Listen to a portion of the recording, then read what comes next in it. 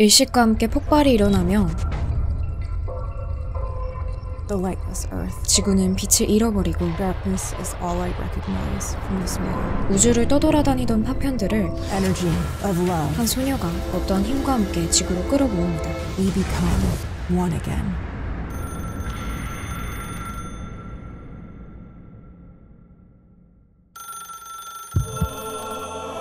단발머리 소녀가 수화기 너머로 걸려온 전화를 받자 여보세요?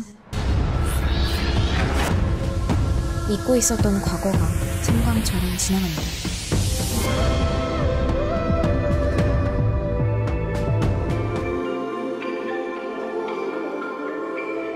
이 두 소녀가 열을 맞추며 비로소 완성되는 태양. 이들은 과연 누구이며 무슨 일이 있었던 것일까요? 하이 안녕, 뮤비에 석해준 토끼 김희로입니다. 오늘 소개해볼 세계관의 주인공은 바로 보기만 해도 기분 좋아지는 상큼뽀짝 카이팅 컨셉에서 팬들 마음을 아주 그냥 후드려 패는 걸크러쉬 컨셉으로 돌아온 위클리입니다.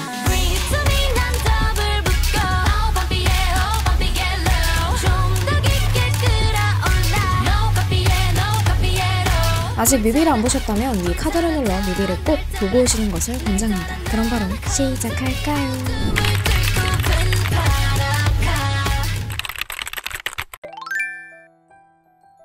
우리 아까 시작하면서 지난 2월 18일에 올라온 프롤로그 필름을 냅다 보고 왔잖아요. 사실 이 영상엔 위클리가 가진 이야기의 기본 설정들이 은은하면서도 또 간략하게 정리가 되어 있습니다. 어두운 우주 속 큰 폭발이 일어나며 위클리 세계관 속 정말 중요한 역할로 추정되는 창조의 신 도나가 탄생하게 되고, 도나의 탄생과 함께 태양, 달, 화성, 수성, 목성, 금성, 토성, 그리고 지구의 탄생 또한 이루어지게 됩니다. 하지만 The lightless earth.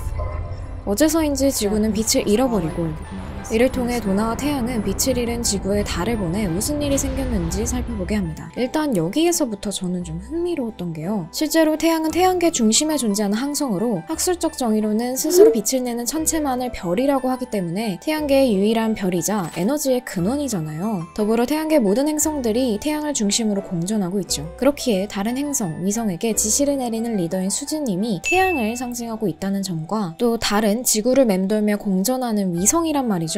이는 달을 상징하는 멤버인 먼데이가 지구를 관측하게 되는 스토리로 과학적 사실이 은유적으로 반영되었다는 점을 확인할 수 있었습니다. 여기에서부터 벌써 이 걸그룹에게서 좀 이과 감성이 느껴지지 않나요? 누가 어떤 행성을 상징하고 있는지에 대해서는 뒤에 멤버 소개에서 자세하게 다뤄볼게요. 아무것도 없이 공허하고 어두운 공간에서 전화를 받는 먼데이님의 모습을 통해 문제가 생긴 지구에 가장 먼저 파견 나가게 된 별의 성주가 바로 먼데이님이지 않을까라는 추측을 해볼 수 있을 것 같습니다. 자, 지금 뭐야, 누군 태양이고 누군 달이고 별의 성주는 또 뭔데? 라고 느끼실 수 있습니다. 곧 설명해드릴 테니까 끝까지 시청해주세요. 다만 이 프롤로그 필름이 보여주는 바는 어둠 속에서 창조의 신 도나가 탄생했다는 점, 그리고 도나의 탄생과 함께 태양과 달, 그리고 수, 금, 지, 화, 목, 토까지 탄생했다는 점. 하지만 지구에 무언가 문제가 생겨 창조의 신 도나와 태양이 달을 일단 먼저 지구로 파견 근무 내보냈다는 점. 여기까지가 프롤로그 필름의 내용이라는 것만 일단 머릿속에 남겨두시면 될 것 같습니다.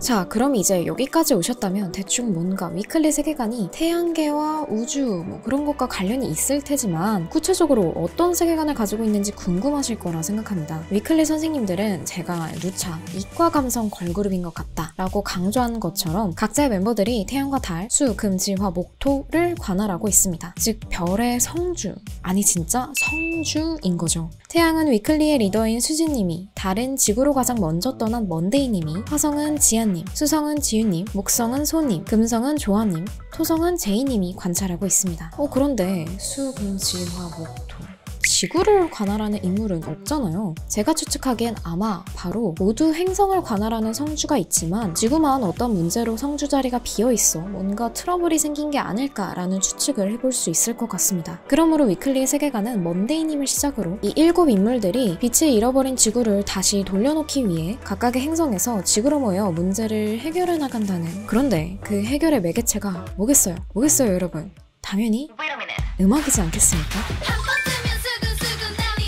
더 위클리 스토리 데이드림 편을 보면 수진님이 태양계가 담겨있는 수정을 바라보는 장면이 등장합니다. 태양계의 리더라는 걸 은유적으로 딱 보여주고 있죠. 그리고 벽에 걸려있는 새까만 그림을 바라보자 우주가 펼쳐지는데요. 이 그림은 후에 등장하게 될 포털을 암시하는 것으로 보입니다. 그리고 이렇게 어떠한 공간에서 우주로 또 다른 별로 이동할 수 있는 포털을 총괄하는 인물 또한 수진님이라는 것을 알 수 있죠. 이런 포털은 더 위클리 스토리에서도 제이님이 포털을 통해 보낸 농구공이 소호님의 방에 도착하는 등의 모습을 발견할 수 있습니다. 특히 여기에서 재밌는 점은 포털을 통과한 농구공을 끌어당기는 멤버가 바로 소호님인데, 소호님은 목성을 관할하고 있죠. 참고로 목성은 태양을 제외하고 태양계에서 가장 중력이 세고 지구의 2.528배의 중력이 작용하는 곳입니다. 그래서 아마 포털을 통과한 농구공이 가장 강력한 중력을 가지고 있는 소호님에게 이끌리지 않았나라는 생각이 드네요. 아무튼 다시 포털 얘기로 돌아와서 그렇게 따지고 보면 수진님이 먼데이님을 지구로 보낸 것도 수진님이 지구로 통하는 포털을 열어준 것이 아닐까라는 추측이 들면서 위클리의 뮤비에선 늘 마지막에 이렇게 노트북을 닫으면서 끝나는데, 이 노트북의 주인이 수진님이고 포털을 프로그래밍하고 이 우주여행을 통솔하는 인물이 수진님인 것이라고 해석해 볼 수 있을 것 같습니다. 태양계로부터 지구에 도착한 7명의 멤버들, 그런데 무슨 일이 있었던 걸까요? 이들은 포털을 통해 지구로 오게 되면서 자신이 성주였다는 기억을 잃게 되고, 그래도 완전히 기억을 잃기 전 지아님이 화성으로부터 보내는 영상 메시지를 지우님에게 보낸다거나, 지우님이 모스보어를 소우님의 집에 보낸다거나, 조아님이 누군가로부터 초대받아 화성여행을 떠난다는 장면들을 통해 기억을 잃기 전 그래도 각자에게 뭔가 시그널을 남기려고 했다는 것을 살펴볼 수 있고, 그 덕분인지 노래와 춤으로 지구를 지켜야 한다는 무의식적 본능에 따라 IST 아니 음악학교로 모이게 됩니다.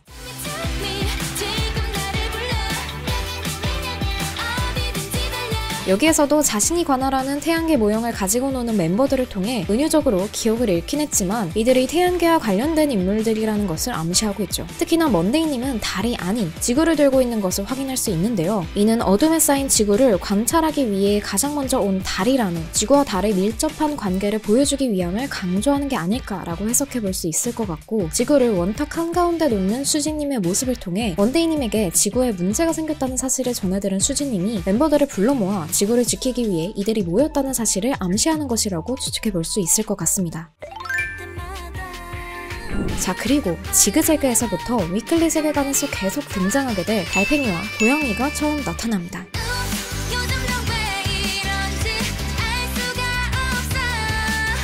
위클리 멤버들은 고양이 윤희로 인해 학교의 창체 시간 아닌 지그재그 클럽에서 서로를 다시 만나게 되고 알 수 없는 신비한 기운을 다 같이 느끼게 됩니다. 근데 이 지그재그 완전 청춘 애니메이션 오프닝 재질 아닌가요? 그래서인지 뮤비도 뭔가 그걸 의도하고 이런 그래픽이나 이런 이펙트를 넣은 게 아닐까라는 생각이 들었습니다. 그리고 지구의 어둠을 거둘 수 있는 유일한 방법, 음악!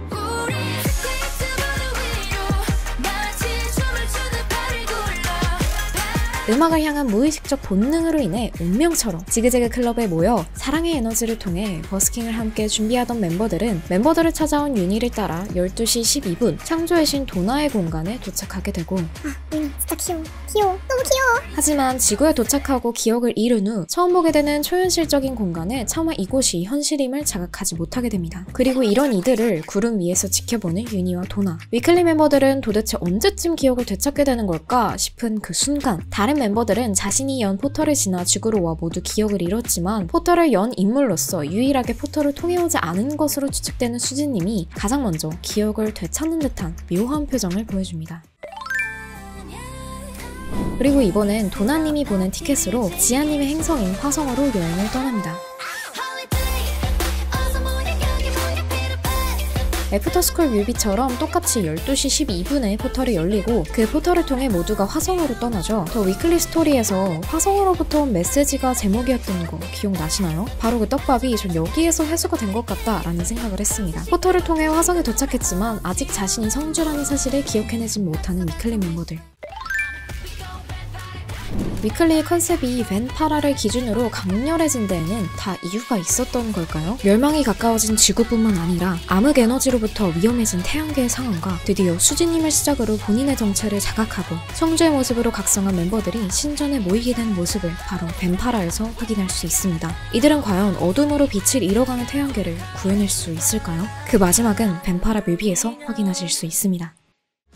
자, 어떠신가요? 여러분은 위클리 세계관을 어떻게 감상하셨나요? 저는 이번 세계관을 쭉 보면서 들었던 의문이 지구는 왜 빛을 잃게 되었을까? 이 태양계를 어둡게 만든 암흑의 에너지는 무엇이며 그 근원은 어디일까? 라는 점과 멤버들은 왜 포털을 통과해 지구에 오게 되면서 기억을 잃게 되었을까? 도나, 유니, 큐브의 정체는 무엇일까? 달팽이로 묘사되는 도나, 그리고 고양이로 등장하는 유니, 큐브들의 정체는 정확히 무엇인지, 도나는 절대자, 유니는 안내자의 역할에서 그치는 것인지 혹은 그 이상이 있는지, 지구의 마지막 소녀라는 제목으로 소개된 지우님은 어떤 사연을 가지고 있는 것인지, 지구와 가장 유사하다고 알려져 있는 화성을 관할하는 지아님의 역할은 앞으로 어떻게 전개될 것인지. 프롤로그 영상 시작이 일식인데 일식은 달이 태양을 가리는 거잖아요. 그렇다면 수진님과 먼데이님 이 둘 간의 관계에 뭔가 비하인드가 있는 것인지 이런 의문점들이 들었습니다. 저는 이제 여기서 이런 태양계 컨셉이 단순 역할 부여에서 끝나는 것이 아니라 스토리상의 지구가 그리고 과학적 팩트를 은유적으로 좀 잘 녹여낸다면 이과 감성을 또 자극하는 그런 좋은 세계관이 될 수 있지 않을까라는 생각이 들었습니다. 우리 사모님들도 또 세계관 전문가시잖아요. 사모님의 생각은 어떠신지 저에게 들려주세요. 그럼 오늘은 여기까지. 재밌게 보셨다면 좋아요, 그리고 구독과 함께 우리 다음에 또 만날까요? 저 갈게요. 안녕.